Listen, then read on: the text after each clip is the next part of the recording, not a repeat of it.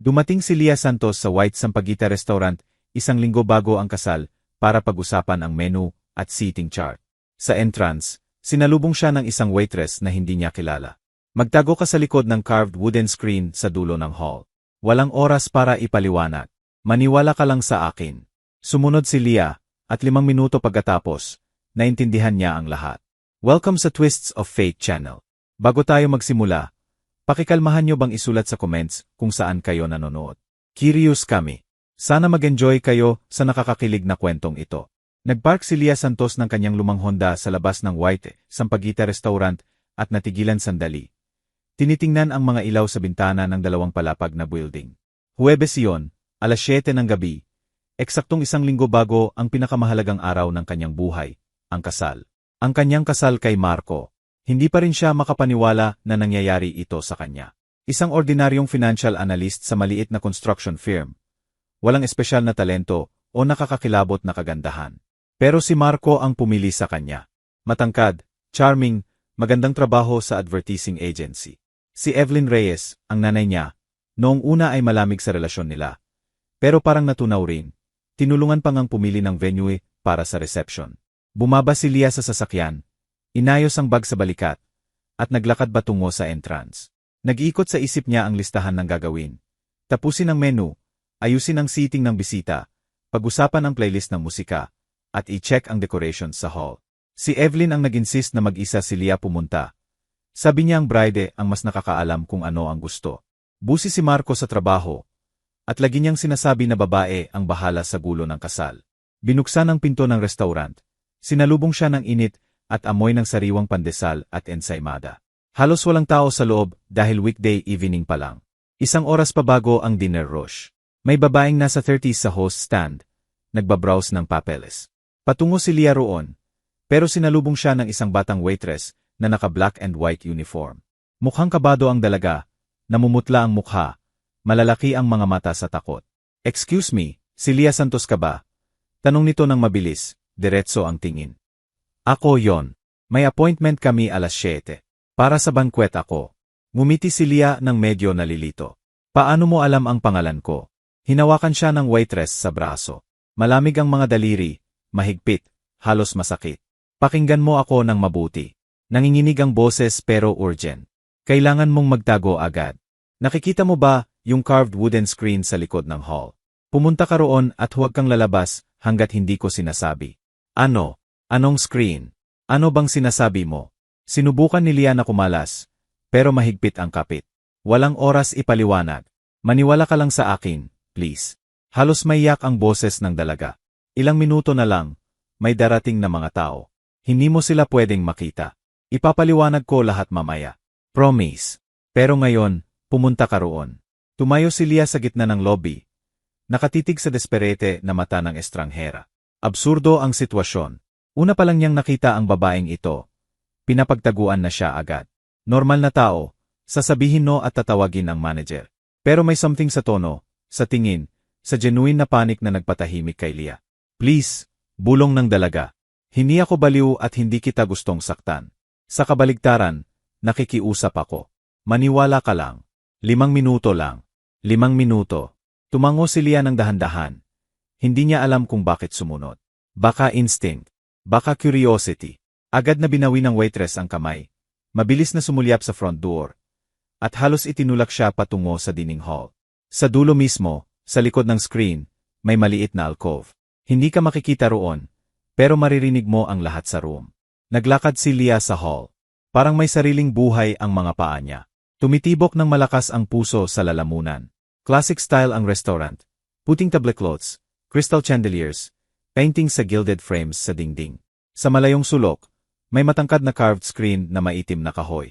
Sa likod nito, maliit na alcove na may malambot na sofa, mukhang para sa mga gustong privacy. Umupo si Lea sa gilid ng sofa, yumakap sa bag sa tuhod. Nanginginig ang mga kamay. Ano ba ang ginagawa niya? Nagtatago sa sariling wedding venue mula sa mga hindi kilalang tao. Baka prank lang to. Lagi namang may ganitong surprise ang kaibigang si Kati. Pero hindi. Masyadong takot ang itsura ng waitress para sa prank. 1 minuto, 2. Narinig niya ang soft music sa hall. May nagkakataling pinggan. Malapit na siyang lumabas at humingi ng paliwanag nang bumukas ang front door. Mga boses. 2 boses na kilala niya kahit sa libo-libong tao. Table sa may bintana, tulad ng dati, sabi ng kalmado at confident na boses ni Evelyn Reyes. Natigilan si Leah. Nandito ang future mother-in-law niya. Pero sinabi nitong busi siya ngayon. May meeting sa business partners. Mom, baka hindi dito, sabi ni Marco. May pag-aalala sa boses, mahina. Huwag kang duwag. Walang tao rito sa oras na to. Thursday nga, weekday. Umupo ka. Maingat na tumayo si Leah at sumilip sa makitid na puwang sa pagitan ng sections ng screen. Nakaupo sina Evelyn at Marco sa table mga 0 metro ang layo. Sa malaking bintana na tanaw ang gabi ng Maynila. Impeccable pa rin si Evelyn. Strict dark blue suit, maayos na buhok, gold chain sa lig. Si Marco ay kabado, kinakalikot ang napkin. Ano ang ginagawa nila rito? Bakit sekret ang pagkikita? Alam ba ng waitress na darating sila? Tigilan mo ang pagkibot, sabi ni Evelyn ng matalim. Binuksan ang malaking leather bag. Kinakabahan ako sa'yo. Eto, tingnan mo. Inilabas niya ang stack ng documents at inilatag sa table. Sumilip si Leah, pero malayo siya. Mga contracts ba yan? Tanong ni Marco. Loan agreements, 3 bangko. Total, 8 milyon. Ilalagay natin lahat sa pangalan ni Leah pagkatapos ng civil ceremony. Parang nawalan ng lupa si Leah sa paa. Ano? Mga utang sa pangalan niya. Ano ang pinag-usapan nila? Mom, hindi ko maintindihan. Bakit si Leah? May kalituhan sa boses ni Marco. Kasi tayo ni Julio, hindi na tayo ma-approve kahit saan. Ruined na ang credit history natin. Blacklisted. Pero malinis si little bride mo. Excellent credit score. May kondo pa. Madali lang sa bangko. Pero hindi siya papayag na magloan lang ng 8 milyon. Kaya hindi natin sasabihin na loans yan. Tumawa si Evelyn. Ang tawa na yon ay nagpalamig ng dugo ni Leah. Sabihin natin family business documents, yan. Pagre-register ng LLC kung saan co-founder siya. Sabihin natin para sa tax benefits, kailangan sa mag-asawa. Madaling maniwala. In love siya. Pipirma siya kahit ano. Hindi nga niya babasahin. Hinawakan ni Leah ang screen. Nahirapan siyang huminga. Hindi ito totoo. Hindi maaari. Tulog siya. Bangunggot to. Gigising siya. At kung mabasa niya pa rin, tanong ni Marco, hindi sigurado. Hindi niya babasahin. Katabi mo siya, madaliin mo, sabihing lete na. Sabihing na check mo na, formality lang. Pinagkakatiwalaan ka niya. Pinagkakatiwalaan ka niya tulad ng tanga. Mom, ito, hindi ito. Tama. Mahina pero narinig ni Leah bawat salita. Halos walang tao sa hall. Maganda ang acoustics. Mabuting bata siya. Mahal niya ako. Mabuti katumbas equals tanga. Putol ni Evelyn. Marco, gising ka. Mawawala lahat tayo. Nasunog ang business. Malaki ang utang. Tumatawag na ang collectors. Kung hindi tayo makahanap ng pera, sisirain nila tayo. At ito ang solusyon sa silver platter. Bagong manugang na may kondo at malinis na record. Pero 8 milyon. Paano natin babayaran? Hindi natin babayaran. Inilalagay na ni Evelyn ang documents sa bag. Mas eksakto, siya ang magbabayad. Sa pangalan niya ang loans. Collateral ang kondo. Sa loob ng 6 na buwan, mag-file ka ng divorce. Ano? Halos sumigaw si Marco. Tahimik, tanga. Tumingin si Evelyn sa paligid. Pero wala namang tao. Ang batang waitress parang nawala sa hangin. 6 na buwan pagkatapos ng kasal, mag-file ka ng divorce. Sabihin mong irreconcilable differences. BY nahahati ang assets, pero ang utang nananatili sa may pangalan, sa kanya. Pero mababa yan, Mom. Survival yan. Kinuha ni Evelyn ang salamin sa bag at inayos ang buhok. Ako at si Julio, ginawa na namin 3 taon na ang nakalipas. Smooth lahat. Naiwan ang babae sa utang.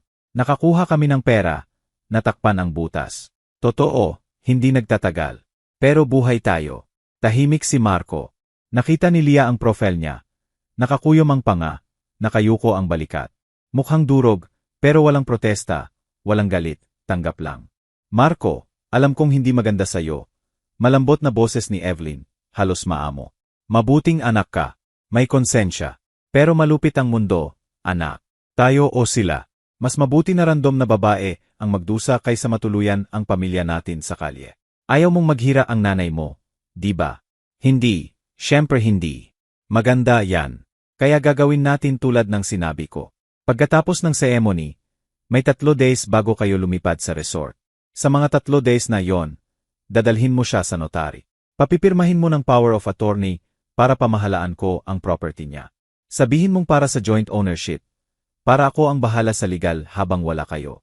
Tapos dadalhin mo sa bangko. Doon tipirma siya ng loan agreements. Kasama ako. Ako ang magkokontrol. At kung malaman niya mamaya, magsososo siya. Soso para saan? Pipirma siya mismo. Notary ang magsacertify na sound mind siya. Walang threat, walang coercion. Tangang babae lang na naniwala sa asawa at biyenan. Nangyayari yan. At pag malaman niya, divorce na kayo, nasa sidelin na ako. Subukan niyang patunayan. Nakinig si Leah at parang nagyelo ang lahat sa loob niya. Walang luha, walang hiyaw, lamang malamig na kawalan na kumakalat sa ugat. Ang taong minahal niya, ibibigay ang buhay, hinalikan at binulong na mahalaga siya. Ang taong yon ay nakaupo sa harap ng nanay at pinagpaplano kung paano siya dayain, agawan, iwanan sa malaking utang. Mom, paano kung maghinala siya? Distract mo siya, matalim na sabi ni Evelyn. Kaya ko pinilit ang honeymoon sa Boracay. 2 linggo sa beach, all-inclusive romance, champag. Habang nalulunod siya sa saya at hormones, effective na ang documents. Pagbalik nyo, nasa akin na ang pera mula sa bangko, na-transfer na sa offshore, at kahit malaman niya, huli na. Naawa lang ako sa kanya, mahina ni Marco. Napapitlag si Leah. Naawa. Naawa siya tulad ng pusang walang bahay sa ulan.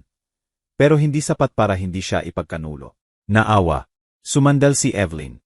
Marco, pakinggan mo ako. Iniwan sa atin ng tatay mo ang business na sinubukan kong iligtas ng 0 taon. Lahat ng lakas, pera, connections, nasunog pa rin.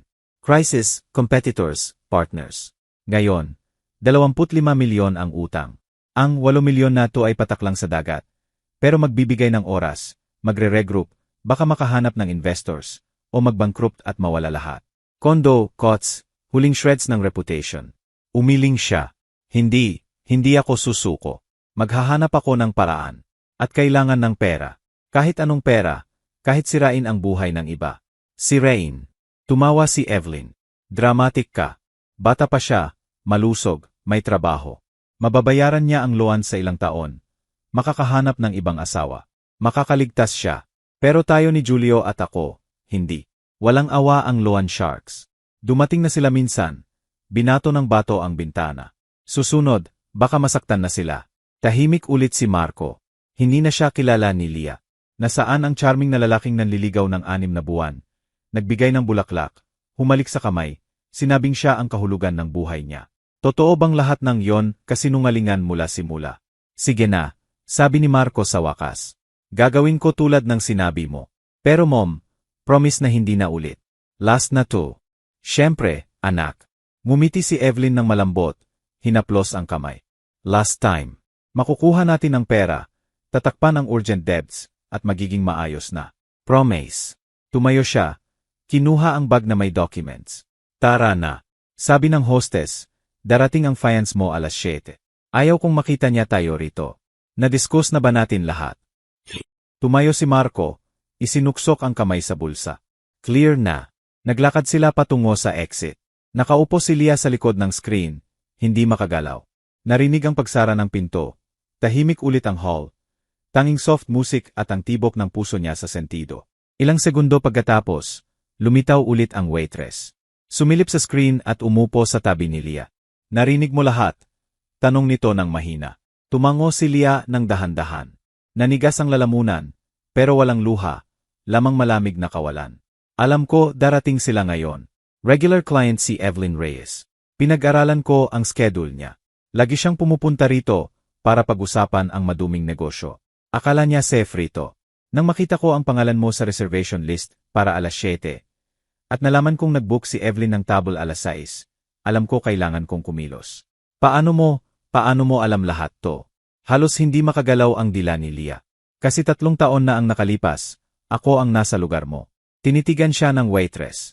Ako si Keisha. Ako ang asawa ni Julio, ang panganay na anak ni Evelyn. Tumingin si Leah kay Keisha at dahan-dahang naintindihan ang kwento ni Evelyn na malamig na sinabi kay Marco. Nice girl siya. Pero mabilis niyang naintindihan ang scam. Siya yon. Ang payat na waitress na pagod ang mata at nanginginig na daliri. Ikaw yung babaeng yon, bulong ni Leah. Yung tanga na naniwala sa pag-ibig. Ngumiti si Keisha ng pahilis. Tara na. Hindi maganda mag-usap dito. Tapusin ko na ang shift ko. Magre-request ako ng break sa manager. May supply room sa second floor. Walang makakaistorbo roon. Tumayo si Leah ng sunod-sunuran at sumunod kay Keisha. Parang automatic ang mga paa. Malabo ang utak. Umakyat sila sa makitid na service stairs patungong second floor. Lampas sa kusina kung saan lumalabas ang tunog at amoy ng pagkain, at pumasok sa koridor. Binuksan ni Keisha ang pinto ng maliit na kwarto. Mukhang staff break room. Lumang sofa, table, ilang upuan, coffee maker sa windowsill. Umupo ka. Isinara ni Keisha ang pinto. Kumuha ng tubig mula sa cooler sa plastic cup, at inabot kay Leah. Inumin mo. Mukhang mauubos ka na. Kinuha ni Leah ang cup ng nanginginig. Uminom ng ilang higop. Malamig ang tubig. Masakit sa lalamunan, pero medyo na clear ang ulo. Umupo si Keisha sa tapat sa lumang upuan. Inilagay ang kamay sa tuhod. Alam ko ang nararamdaman mo ngayon. Mahina niyang sabi. Parang nawala ang lupa sa paa mo.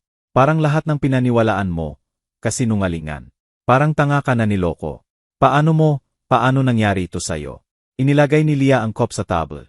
Pinisil ang mga kamao para tumigil ang nanginginig. Sumandal si Keisha at tumingin sa labas ng bintana. Nasa labas, Nobyembre twilight. Nag-iilaw ang street lights. 3 taon at kalahati na ang nakalipas. Assistant accountant ako sa maliit na firm. Mura ang sweldo. Sa rental apartment ako kasama ang kaibigan. Namatay ang parents ko noong 19 ako. Naiwan akong mag-isa. Pero may sarili akong kondo. 2 bedroom sa quiet suburb. Pamana sa lola. Hindi naman kalakihan, pero akin. Tumigil siya, hinaplos ang mukha. Nakilala ko si Julio sa birthday party na mutual friend. Charming siya, maganda ang panliligaw, bulaklak, restaurant, sinabing sa family business siya, construction company nila ng nanay niya. 4 na buwan pagkatapos, nag-propose. Nasa cloud nine ako. 23 ako, in love na tanga. At ito ang successful na lalaki na may magandang kotse. Nagpo-propose. Akala ko fate. Nakinig si Leah at nakikita ang sariling reflection sa kwento. Nakilala niya si Marco. 8 buwan na ang nakalipas sa corporate party na mutual friends. Pareho, guwapo, magalang, attentive, family business din, advertising agency.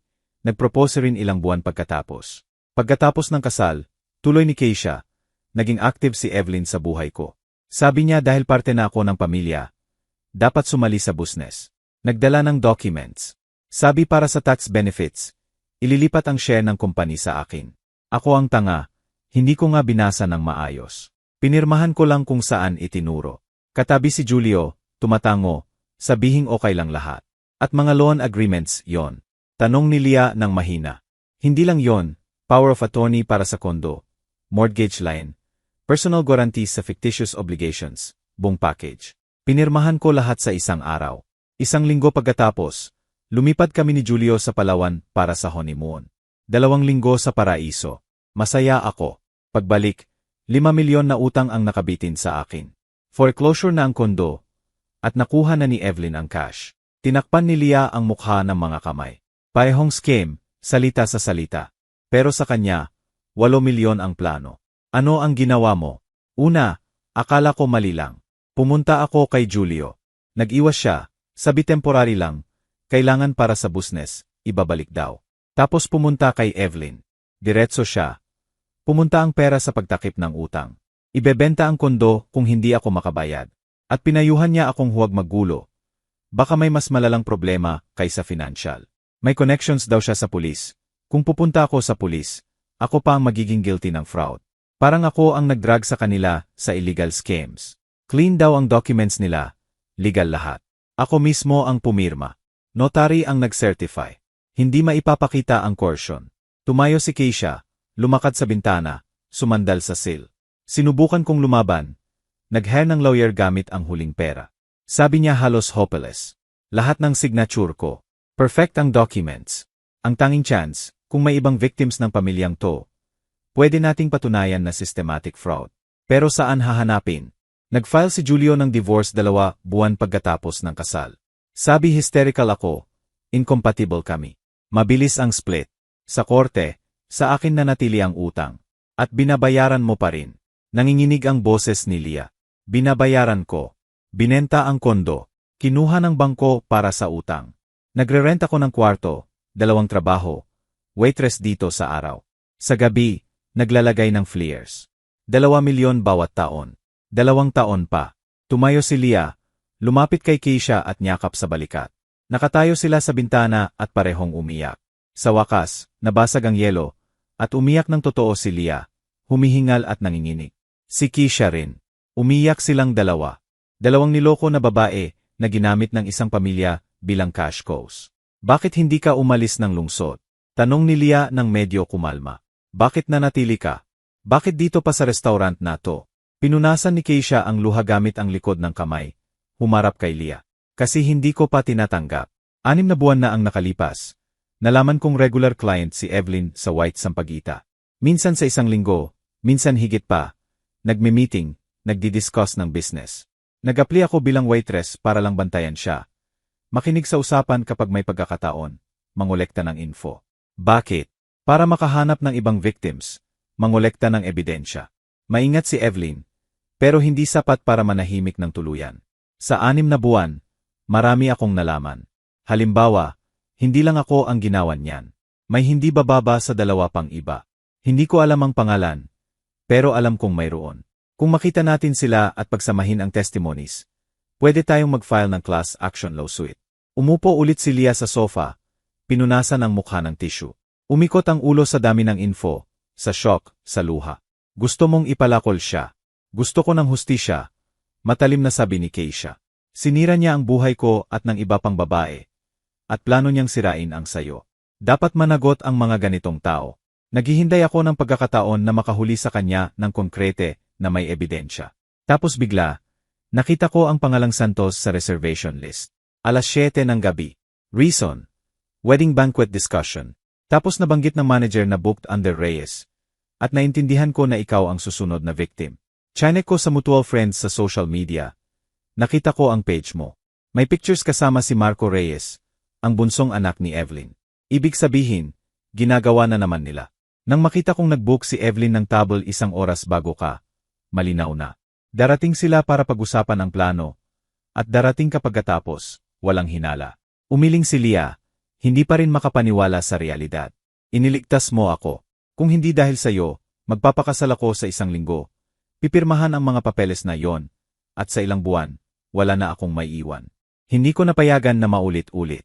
Umupo si Keisha sa tabi, hinawakan ang kamay. Alam mo, buong taon na to, sinisi ko ang sarili ko. Akala ko kung mas matalino ako, mas attentive, hindi ganoong tanga, hindi mangyayari. Pero nang makita kong gagawin nila ulit sa'yo, naintindihan ko, hindi tayo ang tanga. Sila ang professional scammers. Alam nila kung paano pumili ng victim, paano mag-gain ng trust, paano mag-manipulate. Hindi kasalanan natin, kasalanan nila. Ano ang gagawin ko ngayon? Tiningnan ni Leah si Keisha nang malabo ang mata. Hindi ko pwedeng umuwi lang at magkunwaring walang alam. Hindi ko kayang tingnan si Marco, sa mata alam kong plano niyang ipagkanulo ako. At hindi mo dapat magkunwari. Mas hinigpitan ni Keisha ang hawak. Pero ipakita na alam mo ang plano nila. Impossible rin.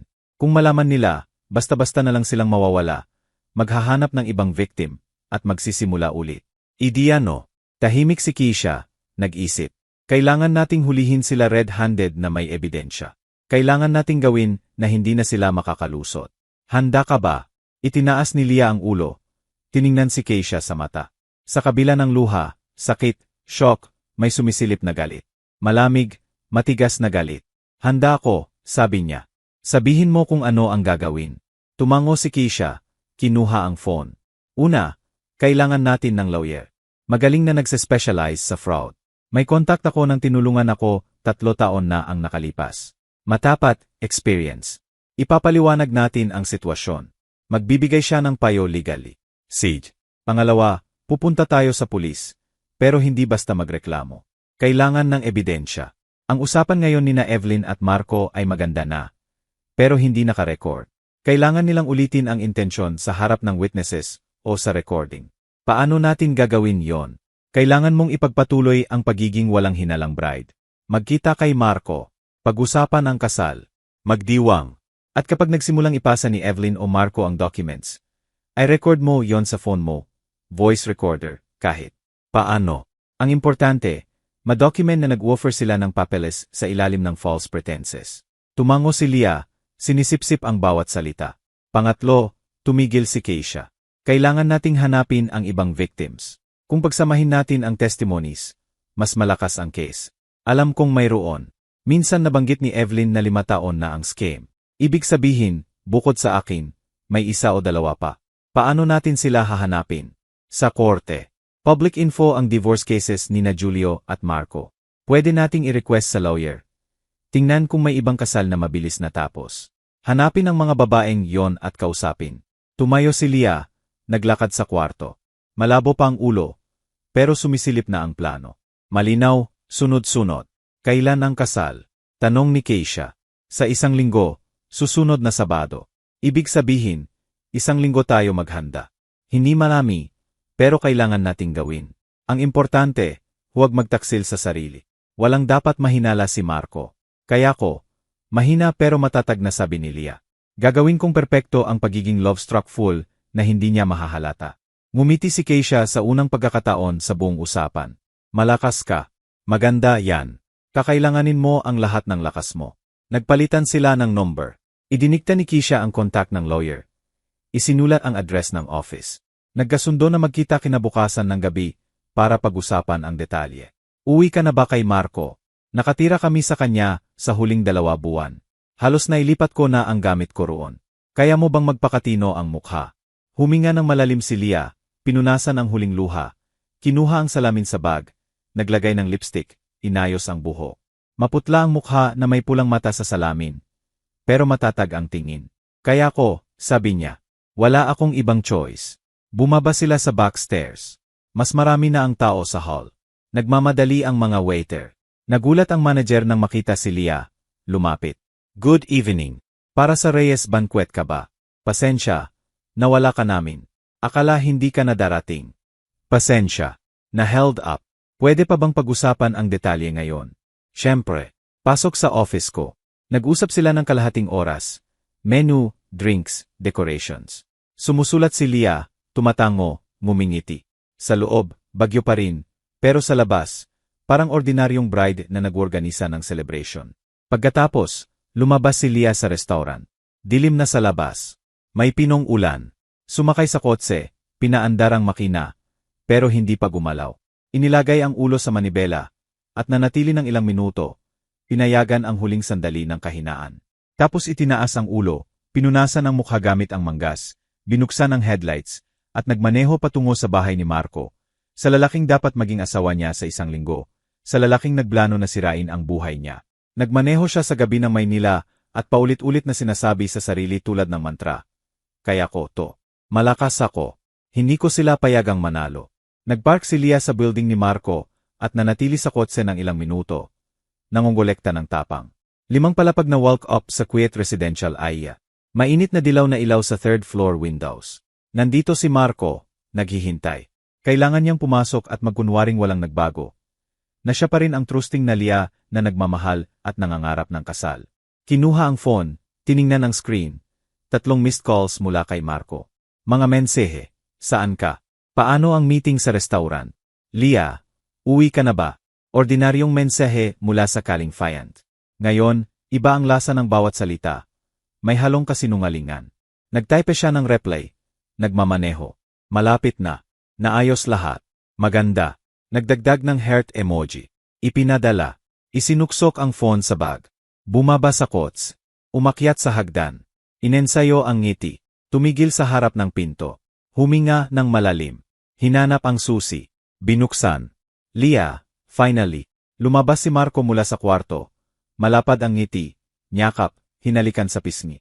Nag-aalala na ako. Ang mga kamay sa balikat. Ang labi sa balat. Kahapon lang, nagdudulot yon ng init. Butterflies. Ngayon, nakakasuka ang bawat haplos. Pero pinilit ni Leah nang umiti. Nyakap pabalik. Okay lahat, sabi niya. Sinusubukang maging natural ang boses. Pinili ang menu. Pinag-usapan ang decorations. Maganda talaga. Makikita mo. Hindi ako nagduda sa'yo. Hinaplos ni Marco ang buhok niya. Magaling ang taste mo. Kumain ka na ba? Nag-order ako ng pizza. Bagong dating lang. Pumunta sila sa kusina. Ordinaryong gabi, pizza bot sa table, 2 plato, bote ng wine. Naglagay si Marco ng wine sa baso. Nagkwento tungkol sa araw niya sa trabaho, sa picky client, sa pagod. Nakinig si Leah, tumango, kumain ng pizza, kahit idikit sa lalamunan ang bawat piraso. Tumawag si Mom ngayon, casual na sabi ni Marco, habang naglalagay ng wine ulit. Nagtanong tungkol sa kasal, sobrang concerned na maayos lahat. Halos mabilaukan si Leah. Concerned. Si Evelyn concerned. Siyempre, 8 milyon ang taya. Lagi siyang karing. Pinilit ni Leah na ngumiti. Suwerte ko sa mother-in-law. Ngumiti si Marco. Pero napansin ni Leah ang something sa mata niya. Tension. Guilt. Totoo ngang minahal ka niya. Para na raw siyang anak. Tulad ng cash cow, naisip ni Leah, pero sinabi, mahal ko rin siya. Sobrang tulong niya sa atin. Nagtagal sila hanggang 11. Pinilit ni Leah na makasabay sa usapan. Tumawa sa jokes, pag-usapan ang honeymoon plans. Nang subukan ni Marco na yakapin sa kama, nagdahilan ng sakit ng ulo at pagod. Hindi siya nagpumilit, hinalikan ng noo, binati ng good night. Nahiga si Leah sa dilim, nakikinig sa paghinga niya sa tabi, at parang mababaliw. Paano makakatulog sa tabi ng taong nagbebenta sa'yo? Paano magkunwaring normal ang lahat? Pero alam niyang kailangan, para sa hustisya, para kay Keisha, para sa sarili. Kinabukasan, maaga siyang umalis sa trabaho. Sinabing pre-wedding hassles. Naiintindihan ng boss, nagbiro pa na lahat pinapatawad sa bride. 5:00 ng hapon, nakaupo na siya sa office ni Ate Sterling. Maliit ang office, puno ng cabinets ng folders at books. Sa likod ng desk, lalaking 50S, may graying hair at attentive na tingin. Binigyan ako ni Keisha ng heads up tungkol sa'yo. Sabi niya, itinuro ang upuan. Umupo ka. Sabihin mo lahat. Sinabi ni Leah ang lahat. Pagkikita kay Marco, ang kasal sa 1 linggo, ang narinig na usapan sa restaurant kagabi, si Keisha at ang kwento niya. Nakinig si Sterling ng walang putol, nagtatala sa notepad. Kaya narinig mo mismo ang usapan nila. Pero walang recording, linaw niya pagkatapos. Hindi ko naisip na i-record. Nagtatago lang ako sa screen. Naiintindihan. Nahihirapan ang case. Magdadala ang testimony mo, pero walang material evidence. Pwede nilang i-contest.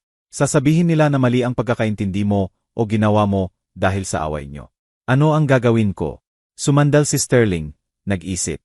Kailangan nating makakuha ng ebidensya ng fraudulent intent nila.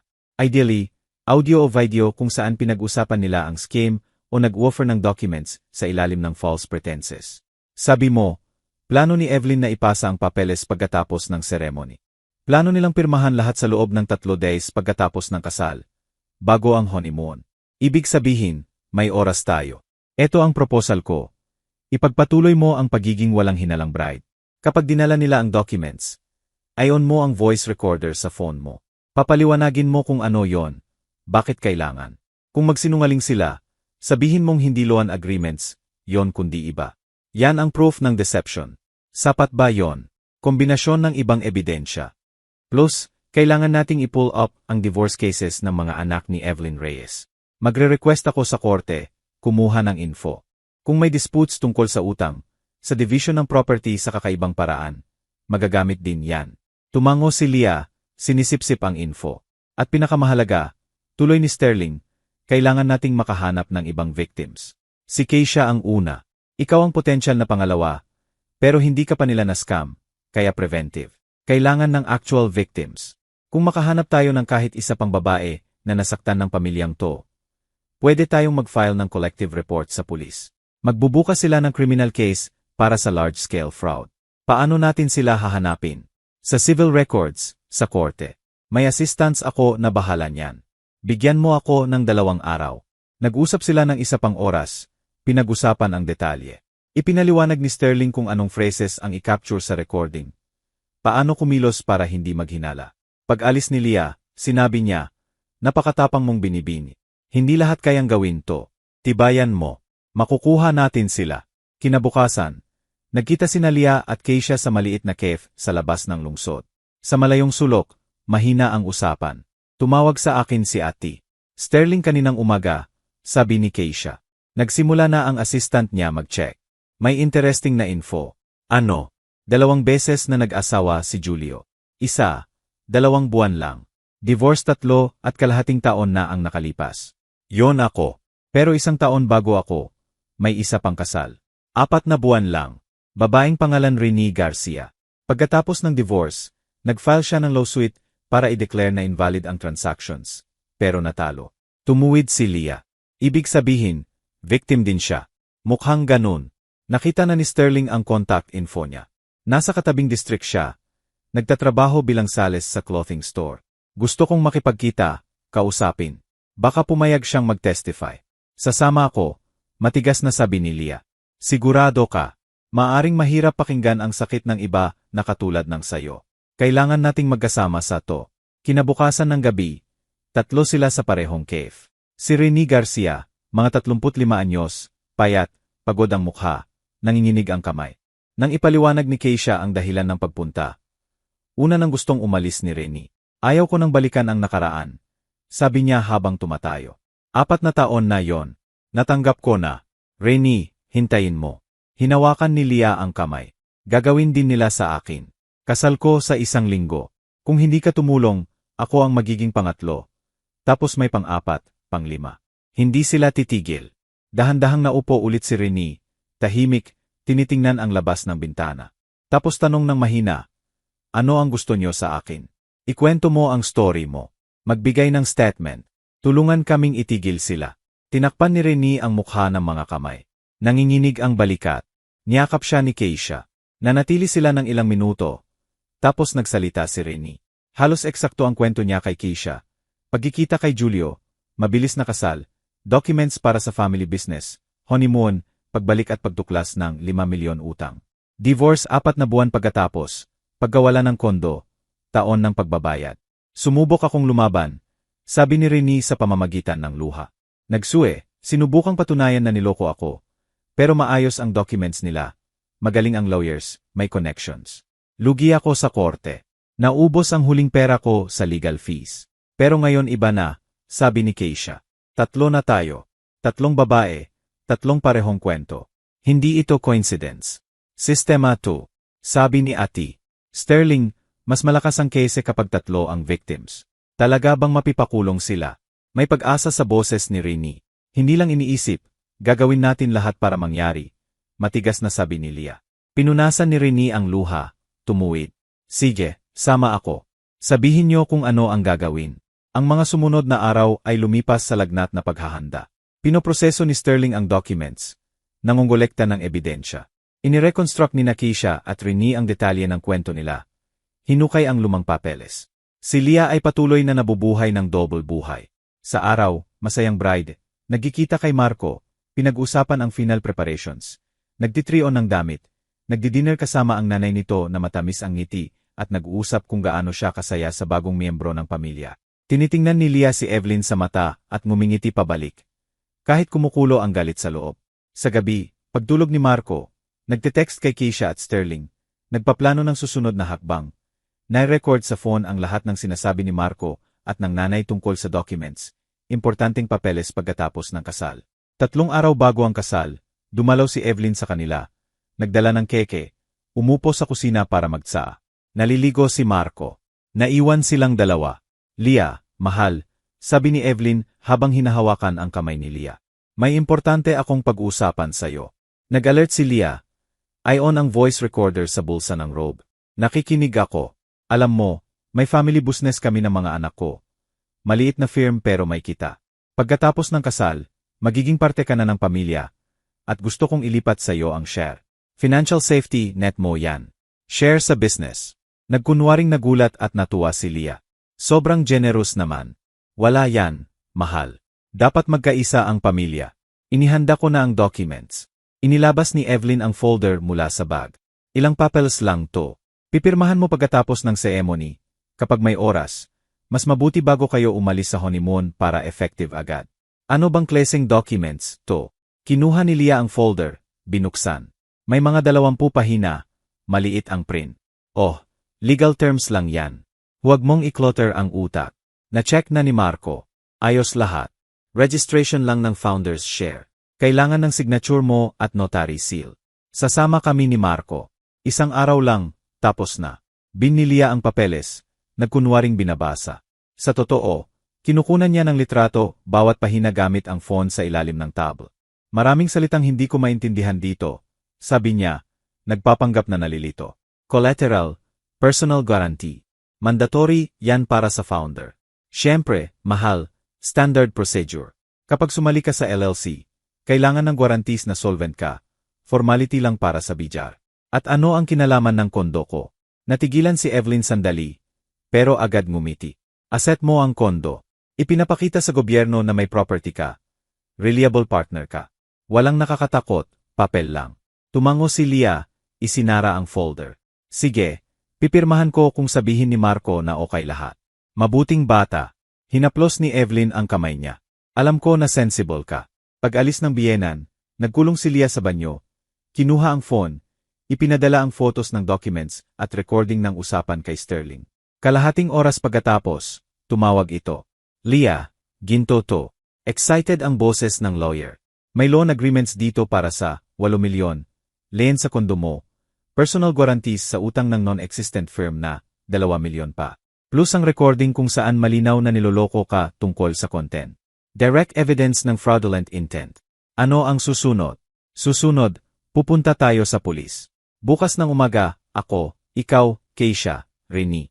Mag-file ng collective report. 3 victims, 1 potential, dami ng ebidensya. Obligado silang magbukas ng case. At ang kasal. Anong kasal? Hindi mo balak magpakasal sa taong yon, di ba? Tahimik si Leah. Siyempre hindi.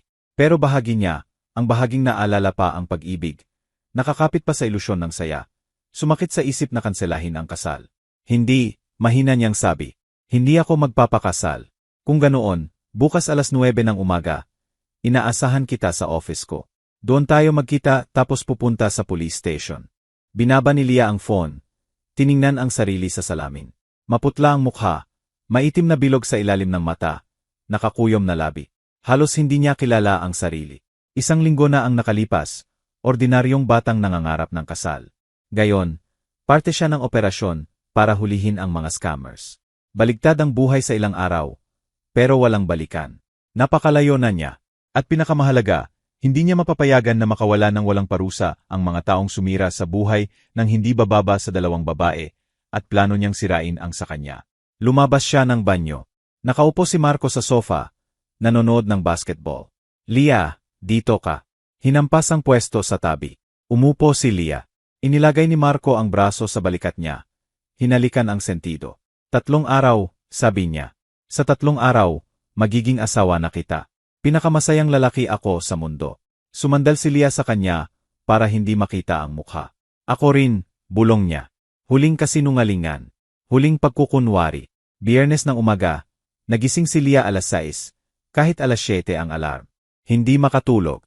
Si Marco ay humihilik sa tabi, sumasaklaw sa kalahati ng kama.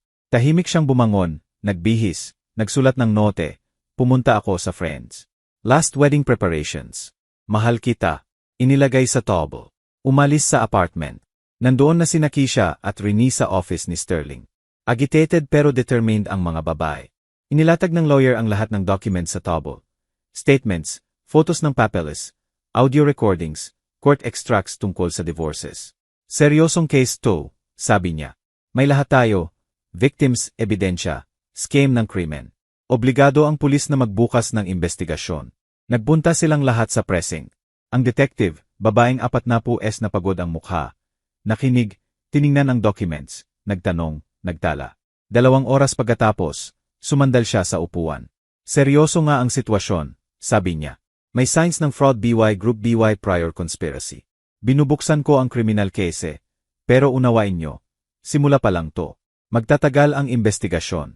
Kailangan ng forensic exams, interrogations, seizure ng documents mula sa suspects. Gaano kabilis nyo sila maaresto? Tanong ni Leah. Kailangan muna ng sapat na ebidensya para sa arrest. Sa ngayon, pwede kong isumon sina Evelyn Reyes at mga anak para sa questioning. Pero para hulihin red-handed, kailangan ng operasyon. Handa ka bang sumali? Handa ko, matigas na sabi ni Leah. Tumango ang detective. Ito ang proposal ko. Sabi mo, plano ni Evelyn na i-execute ang paperwork pagkatapos ng kasal. Kailangan nating mag-organisa ng meeting para sa signing. Pero sa paraan na ma-document ang pagbibigay ng fake documents at attempt na makakuha ng signature sa false pretenses. Kung dadating sila ng mga papeles na yan, susubukan kayong dayain, huhulihin natin sila. Pero bukas na ang kasal. Tumigil si Leah. Hindi mo kailangang magpakasal. Kanselahin mo ang kasal. Sabihin mong kailangan agad na pirmahan ang ilang documents bago ang celebration. Halimbawa para sa tax benefits o joint ownership. Mag-imbento ng excuse, basta may dala nila ang papeles. Mag-set ng meeting sa notary office. Nandun kami. Tumango si Leah. Kahit sumikip ang dibdib. Kanselahin ang kasal. Tawagan ang lahat ng bisita. Kanselahin, magpaliwanag, magsinungaling, tiisin ang tanong. Gagawin ko, sabi niya. Umalis sila sa police station mga alas negatibo, 1 ng hapon. Niyakap ni Keisha si Leah sa paalam. Tibayan mo. Pinakamahirap pa ang ahead. Sumakay si Leah sa kotse. Kinuha ang phone. 15 missed calls mula kay Marco. Mga mensahe. Saan ka, Leah? Sagot ka naman. Nag-aalala ako. Okay ka lang ba? Tinawagan niya. Sumagot sa unang ring. Leah, Diyos ko, saan ka na? Nababaliw na ako. Pasensya, Marco. Nasa friend ako. Nagdi-discuss ng bachelorette party. Nakasilent ang phone. Pinatakot mo ako. Okay. Basta okay ka lang. Uwi ka na ba? Mga 2 oras. Kailangan nating mag-usap. Tungkol saan? Sa documents. Binigay sa akin ni Mom ang papeles para pirmahan. Gusto kong maayos lahat bago ang kasal, para hindi na madistract mamaya. Tumigil. Narinig ni Leah ang paghinga ni Marco sa phone. Sabi ni Mom, mas mabuti pagkatapos ng ceremony. Hindi, gusto ko na. Para makampante ako. Tara sa notary bukas umaga. Pipirmahan natin lahat at tapos na. Para sa wedding day, walang isipin. Sige, mabagal na sabi ni Marco. Parang tinitimbang ang bawat salita. Tatawagan ko si Mom ngayon. Ayusin. Maganda. Malapit na ako. Binaba niya, sumandal sa manibela. Humihinga ng malalim. Pinapakalma ang tibok ng puso. Ayon sa plano. 1 araw na lang kailangang tumagal. Biyernes ng gabi, 3 sila sa kusina. Leah, Marco, at Evelyn. Dumating ang biyenan na may parehong folder ng documents. Well, manugang, nagdesisyon na hindi mag-antala. Ngumiti si Evelyn, pero pagod ang tingin. Tama yan.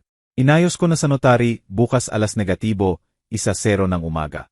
Darating tayo, ipoproseso agad, at libre ka na. Saang notary? Tanong ni Leah ng inosente ang mukha. Kay Miss Abernathy. Matagal na kaming nakakatrabaho. Maasahan, gagawin lahat ng tama. Pwede bang iba? Maingat na sabi ni Leah.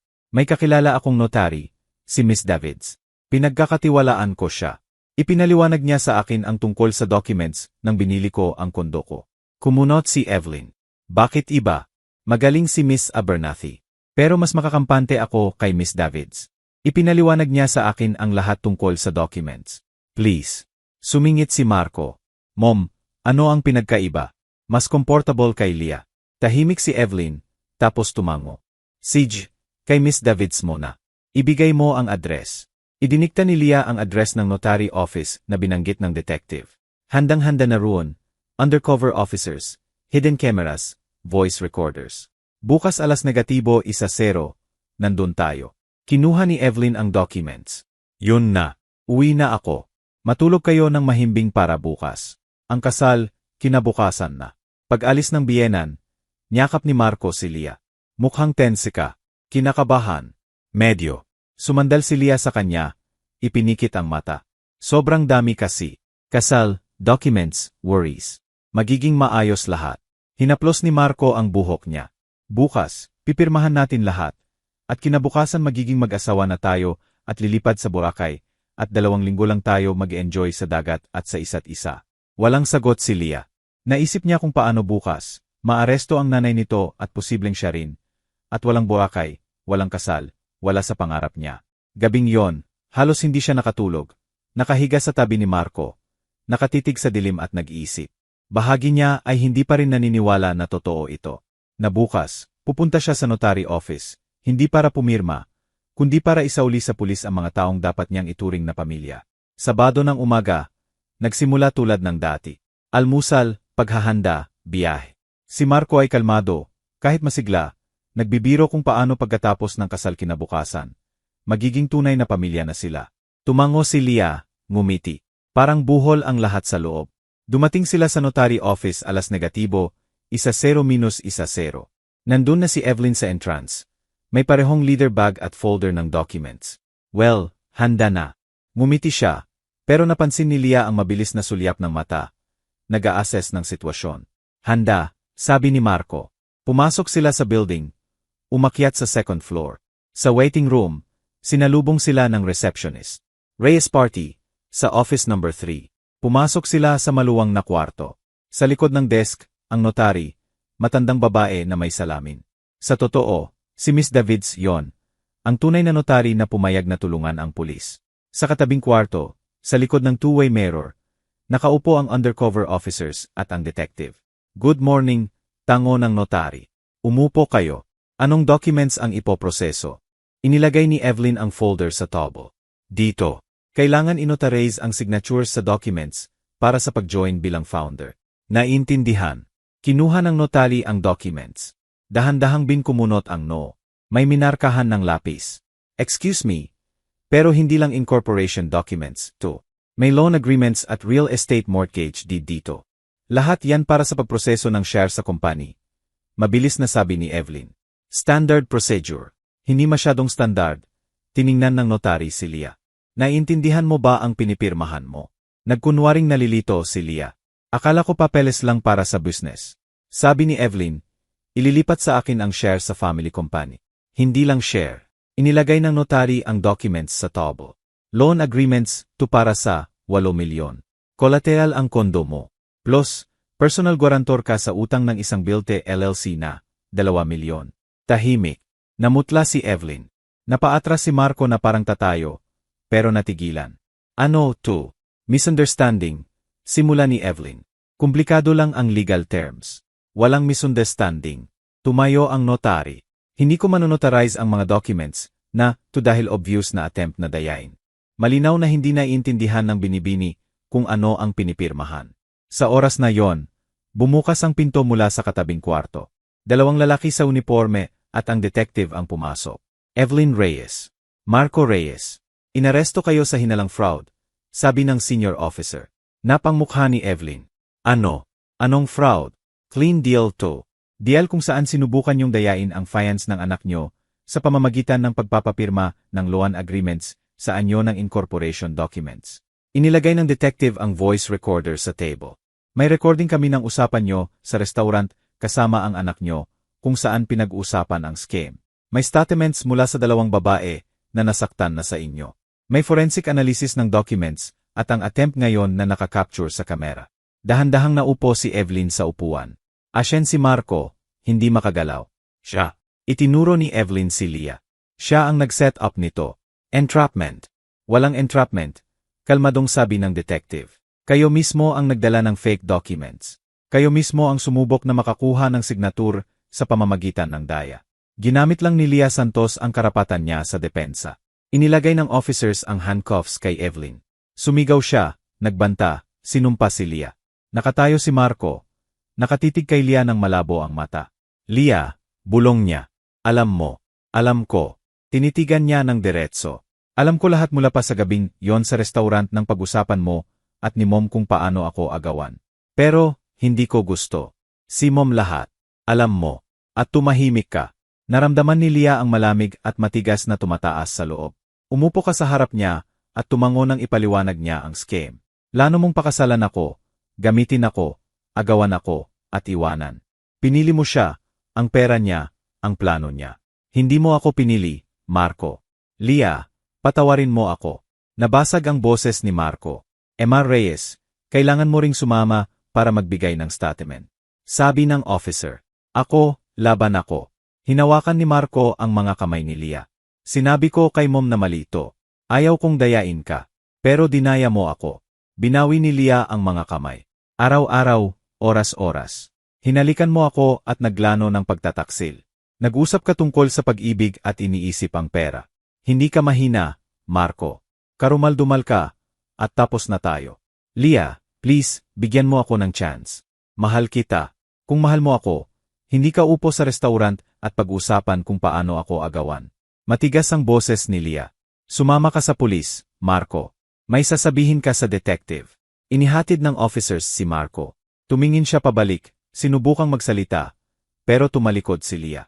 Ayaw niyang makita ang mukha o marinig ang boses niya.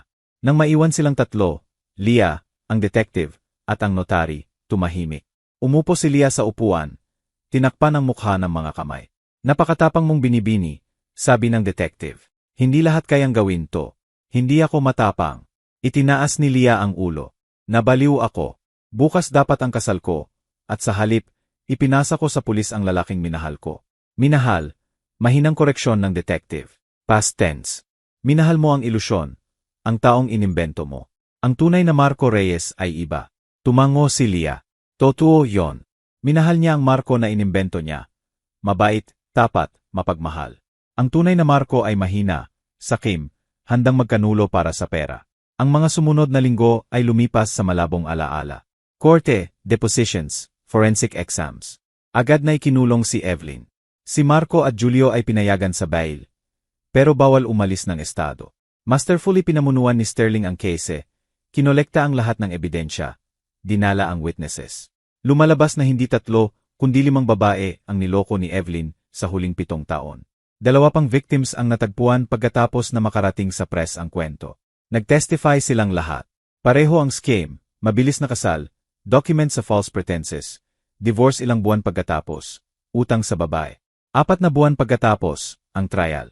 Sentensyado si Evelyn ng 7 taon sa federal prison para sa large-scale fraud BY Group. Si Julio at Marco ay nakakuha ng suspended sentences na 3 taon probation bilang accomplices. Inutusan silang magbayad ng restitution sa lahat ng victimized women. Umupo si Leah sa courtroom at nakinig sa verdict. Katabi niya sina Keisha at Renee. Nang ipahayag ng judge ang desisyon, hinawakan ni Keisha ang kamay ni Leah. Nanalo tayo, bulong niya. Tumango si Leah. Nanalo tayo. Pero walang saya ang tagumpay, lamang ginhawa at kawalan. Pagkatapos ng korte, nagbunta silang 3 sa cafe kung saan unang nagkita. Ano ngayon? Tanong ni Renee. Patuloy ang buhay, sagot ni Keisha.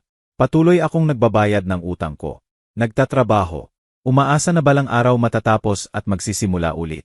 At iniisip kong mag-create ng support group, sabi ni Leah, para sa mga babaeng nasaktan sa ganitong scam.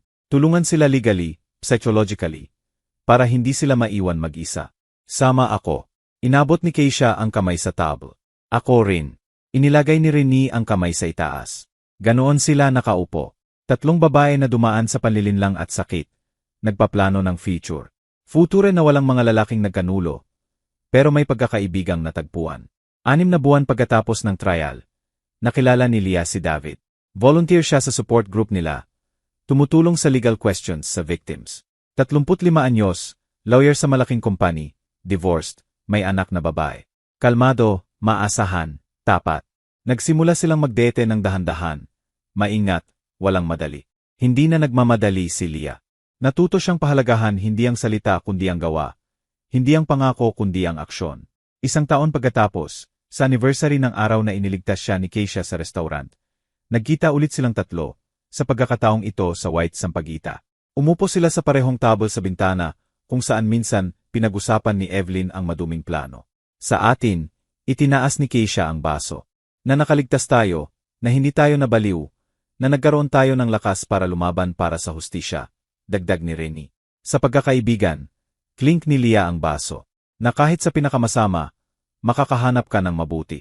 Nawalan ako ng fiance at ilusyon, pero nakuha ko kayo, at mas mahalaga yan kaysa kahit anong kasal. Uminom sila ng wine, tumawa, nagreminis, at sa malayong sulok ng hall, sa likod ng paihong carved screen kung saan nagsimula ang lahat, nakaupo ang batang magkasintahan, masaya, nagpaplano ng feature. Tiningnan sila ni Leah at ngumiti. Patuloy ang buhay. Patuloy ang mga tao na magmahal, maniwala, mangarap, at tama yon. Ang importante, huwag mawala ang pagiging alerto. Huwag kalimutan na sa likod ng magagandang salita, maaring nakatago ang maduming intensyon. Na ang pag-ibig dapat patunayan ng gawa, hindi pangako. Kinuha niya ang phone, tiningnan ang message mula kay David. Paano ang meeting? Naghihintay ako sa bahay. Nagluto ako ng hapunan. Simple, ordinayong mensahe, pero may care. Tunay, hindi fake. Sumagot si Leah, malapit na. Salamat at nandyan ka. At sa unang pagkakataon sa matagal na panahon, Naramdaman niyang magiging okay ang lahat. Hindi agad, hindi mabilis, pero magiging okay. Dahil natuto siyang makilala ang tunay mula sa peke, ang pag-ibig mula sa manipulation, at hindi na niya muling payagang dayain ang sarili. Tapos na ang kwento. Nagsisimula pa lang ang bagong kwento. Kung nagustuhan mo ang kwento ko at gusto mong makarinig ng higit pa, mag-subscribe sa channel ko. Kung gusto mong suportahan ako, pwede sa super thanks. Sobrang ibig sabihin yon. Sa comments, sabihin mo kung saang lungsod ka nanonood at anong oras para makita ko kung gaano kalayo ang abot ng kwento ko. May dalawa pa akong life stories na inilagay sa screen para sa'yo. I-click mo ang isa ngayon at magpatuloy tayong magkasama. Sobrang pagmamahal. Magkita ulit tayo soon.